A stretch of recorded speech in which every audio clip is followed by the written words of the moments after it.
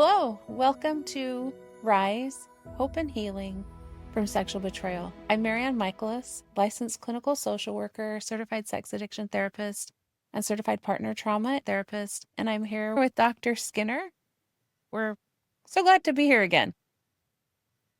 Me too, Marianne. We have been talking about helping betrayed partners make sense. They've just discovered what they've been going through. And honestly, Marianne, I find this time is so confusing for so many people because they have so many questions. Their mind is racing. It's hard to make sense of the world. And as you mentioned in our previous podcast, it's like they've been in a car accident. Yeah. And now, as we are looking forward, they're still in a state of, I can't sleep. I'm not able to eat. My mind is racing. Everything inside of me feels like I've lost everything, and I'm trying to make sense of just what occurred. And I still think, am I going crazy? In the last podcast, we talked about the PTSD symptoms, but today we really want to hone in on that. Am I going crazy? But not just from a mental perspective, but a physiological perspective. And we're going to be talking about the polyvagal theory, which in my mind explains so much of what's happening physiologically to betrayed partners. Dr. Skinner, as I've recently been editing some of these podcasts, I've been thinking about how grateful I am to have this forum to provide for our clients, thinking about how important this information is for my clients who are just starting out. So for our listeners and viewers who are in this state of my whole world just fell apart, I am so excited to have these resources to help you really make sense of what's going on with me. So yes, last week we talked about the PTSD symptoms, and today we are really going to dive into, okay, now that I have a name for these things, now we're going to help you make sense of what's going on with my body and why this is happening. And so especially when there's these triggers. So we've got this shattering where we got hit by the truck, but also we're dealing with triggers. We're dealing with these PTSD symptoms where suddenly my body feels like an alien to me. I can't understand it. I can't figure out what's going on with it. So we're really going to dive into helping you understand that, because your body is responding. Your body's job is to take care of you. Your body's job is to help you get through this. And so even though it might feel weird, it might not make sense, I'm having a panic attack, I've never had these before, this is your body showing up trying to help you out, and it's giving you a lot of really good information. And so I'm really excited to talk about that today. Really important concept. So when our body, Marianne, is in a state of stress, our natural response is to fight, flight, or freeze. With betrayed individuals, their most common responses are usually going to be one of those three. If we take that and put it into application, what does it mean? It means maybe you've been angrier than you've ever been. It also means that there's some intensity, so some real fight, because you're trying to make sense of what's occurred. And usually the fight will occur in what you're going to say or do with your spouse. So when I was looking at the research, like angrier than I've ever been was a common response, or I'm often critical or attacking my spouse, also common.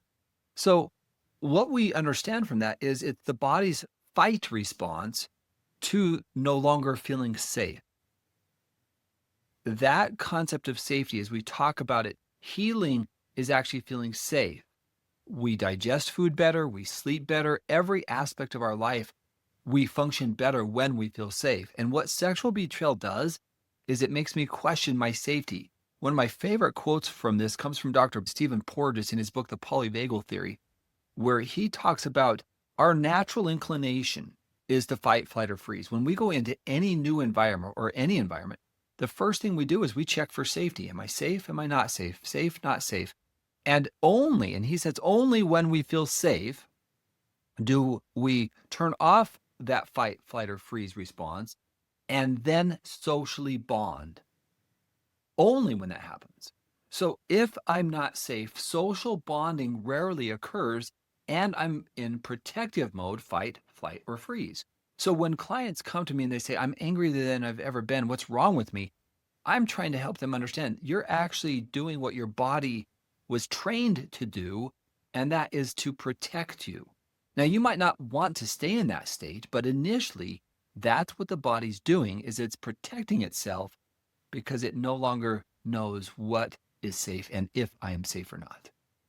I think when we're looking at this, a lot of times as a betrayed partner, I may not even have any idea what my emotions are. Dan Siegel uses an example to help us understand this. And he says, if you take your fist and you put your thumb in the middle, and that is like our very ancient base system that's all about our survival.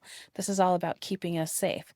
And on top of that, when we curl our fingers down around that, our fingers coming down around, that's like our prefrontal cortex, which is right here at the front part of our forehead. And that is our thinking and our logic and our braking system. Like, that's not a good idea. Maybe I shouldn't do that. Now, Dan Siegel says that when we hit fight, flight, or freeze, when something comes up that feels scary or threatening to us, these disengage. So it's kind of like I lift up my fingers and my fingers disengage from protecting this inner part, my thumb that's in the middle. And they're not connecting. And so right now, my driver, this is my amygdala, and the driver is all about survival. And so making good choices, thinking things through, even having a name to say, here's the emotion I'm feeling, we don't usually have that because there's this disconnection. And so even though you and I, Dr. Skinner, are saying, here are the names of the emotions, I think it's also really important to talk about what's happening inside our body. So as we look at the polyvagal theory, we're going to talk about what's happening with the systems. But before we go there, I just want to start with noticing, what does my body feel like inside? Most of the time, my clients will say my chest feels tight, or I'm having a hard time breathing, or my heart feels like it's really racing, or my stomach feels like it dropped. Even noticing, like, I might be tensing my muscles, or one of the things I've learned from you, Dr. Skinner, is to check my sphincter. And my Hmm. sphincter is a part of my body that allows me to have a bowel movement. It's connected to my anus. And when we are feeling scared or threatened, our sphincter is tight. And so I can just check and go, what's my sphincter doing right now? I know it seems like a really weird question, but checking in with my body and saying, oh, if my sphincter is relaxed, that helps me know, okay, my body's feeling like it's safe. But if it's not, then I have to consciously go, oh, okay. So learning to figure out, I might not have the cognitive space to say, what's this emotion? But we start trauma work by checking, what is my body feeling? And the more I become aware of the tightness or the tension or the clenching or the gripping that's going on inside of my body, that's where I start to come back to the present because I'm reconnecting with my body.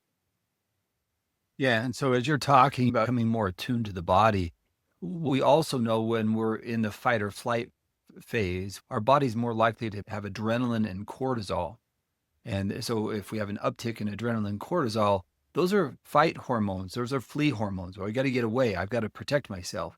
And so from a physiological perspective, usually you're going to have higher levels of adrenaline or cortisol, which usually means that you're not going to be digesting your food as well either. And so you'll often hear many betrayed clients say, all of a sudden I've got irritable bowel syndrome, or I've got stomach pain, or I just can't eat. And those are really common responses, especially right after discovery. So I often see people lose a significant amount of weight. And in some situations, maybe their coping strategy is food. And so they eat more. But either way, rarely do I see people at a set point of just normalcy, normal eating, because their body is no longer in this relaxed state. So digestion of food, sleep, and if you're not sleeping well, you're less likely to digest food well. And so it's a cycle that just continually takes an attack on the body. And then if we even add to that, if you're not sleeping well, then you're out of energy, you're tired, you're not getting the nutrients you need because your body's hungry for the nutrients. And so you put all of that together, and that's a physical toll on the body that is really important to understand. So when people say I'm crazy, what they're really saying is my body has not experienced this, maybe ever in some cases. And if they've been in a lot of stressful situations in childhood or other relationships, maybe they've experienced this before. But what it will be triggering is similar feelings to when their body was in stress before. Again, notice we're talking about your body. We're not talking about what you're thinking here. We're talking about what your body's experiencing because you think I'm going crazy, something's wrong with me. And really, what your body is doing is it's sending red alert, something's off here. Please pay close attention. And that's really the important part to understand. You're not going crazy. Your body is doing what it's supposed to do, and that is to protect you. And that's a normal, natural response after experiencing some kind of trauma. One of the ways that I really like to look at this is when our body goes into fight, flight, or freeze, that's engaging our sympathetic nervous system. So it's a whole entire nervous system that's engaging. And when we talk about the polyvagal theory, it's talking about the vagus nerve. And they call it the wanderer because it connects in several different parts of our body, but its main function is regulating our nervous system and related to, am I safe or not? One of the mental images that makes sense for me and is easy to understand this is basically it's like our brain has a breaker box. So when there's a perceived threat, our brain goes to the breaker box and says, right now, if I'm running from a tiger, I don't need to worry about eating. Right now, if I'm running from a Right. tiger, I don't need to worry about reproducing. There are certain parts of the brain that shut off. Even my long-term memory, even my speech area of my brain, the Broca area shuts down. I don't need to be able to talk to the tiger. I don't need to know what species it is. I just know there's something behind me chasing me and I have to run. So it hits breaker, Mhm. breaker, breaker. It shuts these systems down and then it engages some other systems. So my blood vessels get bigger. They actually expand. More blood is then shifting from the core of my body and it's sent to my limbs. My blood changes so that it can clot. So if I'm going to be stabbed or something, my blood is ready to clot more readily. And because there's more blood in my blood vessels, and that ties in with the adrenaline and the rapid heartbeat and my breathing's more shallow because I'm going to need quicker breaths. But all of that makes it so that I can run faster, so that I can fight more, and so understanding it is like a breaker box, and the body is basically saying, shut down these systems and divert all of our energy, all of our power just to the survival. And so, Dr. Skinner, where you're saying, I'm not sleeping as well. Well, I'm not sleeping as well because my body is saying, I'm not quite sure that I'm safe. I'm not eating as well. I'm not hungry. Or I might be really turning to comfort, food for comfort. But usually I hear people say, I'm really not that hungry because the breaker box turned off. So I often hear this kind of a statement from betrayed partners, even in their own mind. It's like, it was sexual betrayal. Why is my body responding with such an intense response? And I'm not trying to minimize it. It was sexual betrayal. It was pornography or some other sexual act. Why is my body responding with this in just amount of intensity? And it goes back to this attachment injury, as Dr. Sue Johnson talks about. When the attachment injury is at question, like there's a wound in our most important relationships, we physiologically feel that loss. We feel it internally. So the person that I thought was safe, and we've done all these things together, including enjoying sexual intimacy, now, now what? How do I make sense of this form of betrayal? And that's where the body naturally says, are you safe? And the answer is, I don't know if I'm safe. So it's naturally a biological response. You are going to fight. You are going to flee. You are likely to either do those two, or you're going to go into what we call the dorsal vagal shutdown, which is the body's way of really contracting and saying, I'm not safe.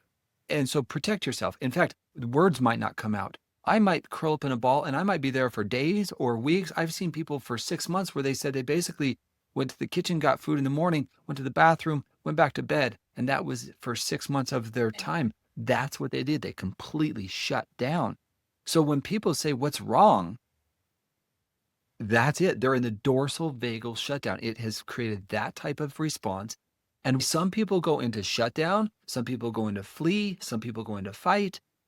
That's all a natural biological response that I am concerned that our society does not understand, and especially betrayed partners and their spouses, like, what's wrong with you? Or what's wrong with me?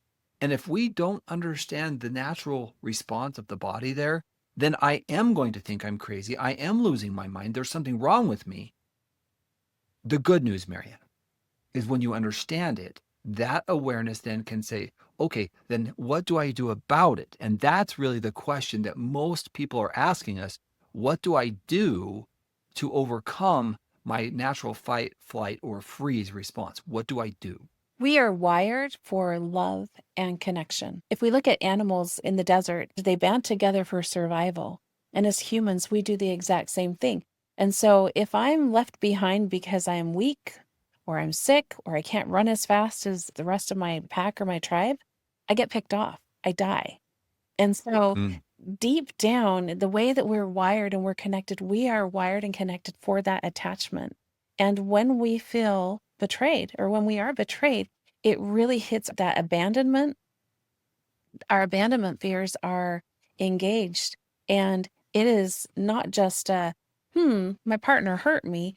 It really activates this deep down system of, I need to connect. Our biggest fear oftentimes is being abandoned. And so we hit abandonment and rejection fears. They get engaged right here when we're in this state. I want to also be clear, a lot of the time we are kind of bouncing in between our stages. So I don't always just camp out in fight or flight. I don't always camp out and freeze. I might be getting ready for work or something, and I'm like, okay, I've got 2 minutes and I'm doing okay. And then my child spills a glass of orange juice all over the place. And I've got to change my clothes, and they've got to change their clothes, and I've got to clean it up. And so just something as simple as that can hit my fight or flight. Oh no, I'm going to be late. And so my body naturally responds, oh no, there's a little bit of panic there. That's pretty normal. So we're going up and down in between these states already. This isn't just betrayal trauma, but this is our body's Mhm. natural system to help us regulate throughout the day. But when we are talking about betrayal trauma, this really hits those deep down underneath fears of, I'm going to be alone. I'm not going to survive. So this is where we really want to understand and start, if we can look through this compassionate lens, okay, this is what's happening. And then I know, Dr. Skinner, we're going to start talking about what are some tools? How do I start managing this and making sense of it once I'm there? Yeah, and that's where I want to turn now. In her book, The Polyvagal Theory in Therapy, Deb Dana introduces what's called the ladder. And the ladder is a really important concept to understand from a physiological perspective. So at the bottom of that is the dorsal vagal shutdown that I've talked about. The fight or flight is our body's autonomic nervous system. That's the mid tier. And then the upper tier is what we call the ventral vagal connection, which is really where we feel calm, we feel more at peace, we feel centered, so to speak. And our goal actually, I love the phrase she uses in there, is to get glimmers of it, to get there. And what we're trying to do is access your vagus nerve because, as MaryAnn said earlier, it's like the brake of the body. It's what calms us down. It's what helps us relax. And so if our body's fight or flight response is like pushing on the gas of the car, we're trying to push on the brake, which is the ventral vagal connection. So the break is really calming us down, getting us into a place where we can make sense of the experience. That's a critical part. And so what we're trying to help you do here is access that vagus nerve, the ventral vagus, as often as possible, given the circumstances, knowing that there's going to be triggers, knowing that there's going to be nightmares, knowing that they're going to do that. And that's more advanced treatment. If you want to learn how to do that, then I would suggest you go through our 100-day course and you go through MaryAnn's Boundaries course, because that's more advanced. How do we do this? What we're talking about now is the practical parts of what we're trying to help you accomplish. We're trying to get you to help slow down your mind. Because if you can do that single thing, you're going to feel more in control. Remember, the concept of I feel crazy is usually a feeling like I'm out of control. And we want to give you a sense of being back in control, which means that we have to get the body back into a sense of feeling like I can influence an outcome. That's why we need to access the vagus nerve. Breathing exercises, mindful meditations. And interestingly enough, the more we can access that vagus nerve, MaryAnn, the more we do it, more of those glimmers we get, the more internal strength we get and the more hope we feel. And that's really what we're trying to help everybody accomplish. As early after detection or discovery as possible, we want you to understand yourself, and then we want you to start implementing some of these things so you don't feel like your mind is racing all the time and you feel like you're going crazy. I use a lot of images in my work. And when I'm talking about this polyvagal response, that sympathetic nervous system, that's when I'm in panic. That's when I'm in that fight, flight or Mm. freeze place. And when I think about, okay, if this is where I'm at right now, I'm recognizing, ooh, my stomach's tight, my sphincter's tight, my breathing's fast, then I recognize, and this is cognitive and this is a tricky part, but I can say, okay, I need to figure out how to manage this. I want to engage my parasympathetic nervous system.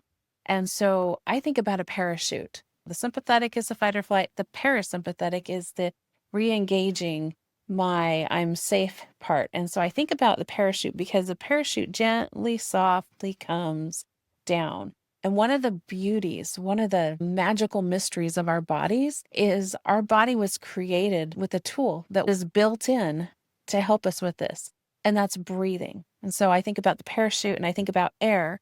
And just by breathing, that's something I have with me always. It's always working. And so if I can slow down and say, I'm going to take a deep breath through my nose like I'm smelling a flower, and I'm going to hold it for a couple seconds, and then I'm going to blow out like I'm blowing out a candle.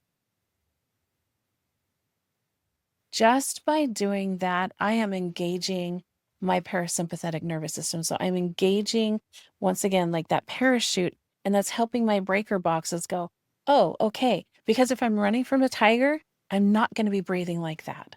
And so it Yeah. tells my brain, oh, here's a signal. Hold on a second. Okay, we can start to slow things down and start to re-engage again. So a few years ago, I was interviewing Dr. Stephen Porges, the person who discovered the Polyvagal Theory, and it was a phenomenal interview. I was interviewing him in front of about 450 therapists, and he told a story that really reminds me a lot of what we're doing here. He was talking about the Russian invading Ukraine, and they had gone to Poland to provide emotional support for individuals who were fleeing as refugees into Poland. And they have what's called the Safe and Sound Protocol. Mhm. And it is what helps access that vagus nerve and helps the body get into a calmer state. And they said, we put it onto this one elderly lady, and she put it on. And after about 40 seconds, he said, she took it off. And she said, thank you, but I'm not ready. I know what this is trying to do. It's trying to get me to calm down. I'm not yet ready to calm down. And so she knew what it was doing to her, but she was not in that state where she was yet ready to calm down. Now, the reason why this matters is what we are saying is after discovery, you might not be ready to go into some of these solutions. Your body might be saying, I don't feel safe yet. So I'm going to stay in this protective mode, acknowledging I'm in fight now, I'm in flee right now, or I am shut down now. There is no shame in that. And I want to emphasize that there is no shame in it. Your world has been turned over. Now it's time to say, am I ready to do a short exercise that's going to give me moments or a short period of relief? Whether that's that breathing that MaryAnn was just doing or accessing the vagus nerve in different strategies that we can provide for you. But it's not judging where you're at, it's understanding where you're at. And that is so helpful when I allow my clients to just look, we're going at your pace. But when you're ready to put on those headphones, so to speak, and when you're ready to get a glimmer of this calmer mind where you can just feel yourself for a little bit and just say, this, I need this place. That's what we're looking for, MaryAnn, is just when you're ready, there are solutions. But right now, you may not be ready for it. And that's what we want to help you understand is, yes, your body's going to do whatever it's going to do, but just know that there are solutions to help you so you don't feel like you're going crazy. And that makes so much sense, Dr. Skinner, because if I'm walking through a minefield, it doesn't make sense for me to be like, okay, I'm totally safe. No problem. If I'm walking through a minefield, which is what betrayal feels like, I don't know where I'm safe. I don't know if this next step is safe for me or not. I don't know if this next interaction, I don't know if I can trust my partner. I don't know how much information is going to be coming at me. And so it makes sense that my body is tense. It makes sense that I'm a little more wary. And so if I'm in that space, I do need support because at some point, my body really starts to get worn down. And so I might be a lot more tired because this is creating this hypervigilance where I'm not safe and I don't know if I'm safe. And so my body might need better nutrition. It might need more liquids, healthy liquids, and more sleep because this is exhausting because I just don't know if I'm safe. Yeah. And so when the body's in a state of threat, it needs to figure out how to do some self care. And we'll do a whole separate podcast on the importance of self care in this journey of healing. Because for right now, it's really important to understand that your body's in a natural state of defensiveness, protectiveness. But even here, I hear people say all the time, I don't want to be this angry. I don't want to be lashing out. Even if I don't want to connect with my partner, I don't want to be this way. I don't want to feel this way. And that's where, okay, then let's practice some of these polyvagal therapy or exercises to help regulate your body's autonomic nervous system so it can get into that sympathetic nervous system, the ventral vagal nerve, and really calm down, at least for a few minutes. Dr. Skinner in Rise, Hope and Healing from Sexual Betrayal in our course, we have a worksheet that is super helpful for this. This is one that I use with my clients all of the time, and it helps us map out our polyvagal responses. So it helps us map out, here's where I'm at in my ventral space. This is what it looks like. Here's where I'm at when I'm in my fight or flight space. And here's where I'm at. This is what it looks like for me when I'm in my freeze space. And it also maps out, here are some things that I can do to help me when I'm in this place. So if I'm in that place, I don't have that cognitive bandwidth to always recognize, oh, this is what's going on, or here's how I can help myself, or here's what I need for help from other people. And so we have a worksheet and an exercise in there that we would love for you to access and use because it's super helpful. I had a client who taught me a beautiful lesson with this. She said, MaryAnn, when I'm in that state, I can't think. I don't know what I need to do. I know that I like created something, but I don't know what to do. So she said, so I go and I get a drink of water. And inside of my cupboard where I go to get my glass to get a drink of water, I've taped up my worksheet. So I can stand there and I can go, okay, what am I feeling? Which box does it fit? And is this something I can take care of myself? Here are the things I could do for myself. Or here are the things that I need to ask for help. And here's what I've already thought through. I've already planned out, and I've got some tools here because when I'm frozen, my brain isn't saying, here's some solutions. We would love for our listeners and viewers to access this, and it's some great tools. Yeah. And in addition, in that course, you'll have more information on the fight or flight response and your specific response to it with assignments and things to think through. Because what I found is when people get information and then they start doing the exercises, they start learning more. And that's ultimately what we want you to understand is you don't have to do this alone. We've been through this literally combined for over 40 years, helping individuals dealing with infidelity and sexual betrayal and really mapped out what is effective in making sense of this process. So if you find that you don't know where to go, we are here to support you and educate and provide that guidance to help you take your healing to the next level where you really feel a greater sense of being in control of your life. I can't tell you how many people have sent me letters over the years saying, finally, I feel like somebody understands what I'm going through. And I love it when they say, I realize that I'm not crazy. To me, that is one of my favorite letters. It's like, I realize what I'm experiencing is normal. I'm not losing my mind. And more important, there are solutions. MaryAnn, thank you so much. Great conversation today on introducing how our body's responding with the polyvagal theory. And to our listeners, please share this with others who may be going through something similar. And just thank you so much for your time today. Thank you.